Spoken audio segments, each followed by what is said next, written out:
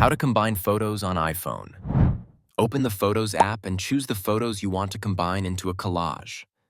Now, open the Shortcuts app from your app library and make sure you're on the Shortcuts tab at the bottom left. Tap the plus icon at the top right to create a new shortcut.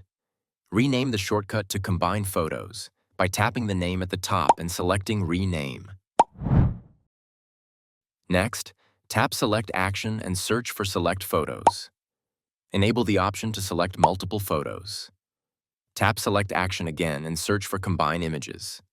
Choose how you want the photos arranged, vertically, horizontally, or in a grid.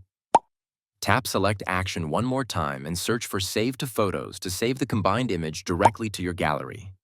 When you're done, tap Done at the top right. Tap the three dots icon on your new shortcut, open the drop-down menu, and select Add to Home Screen. Choose an icon style or image for the shortcut and tap Add. Now, when you tap the shortcut from your home screen, it will let you pick photos, combine them automatically, and save them to your Photos app. You can change the layout anytime, vertical, horizontal, or grid, depending on your preference.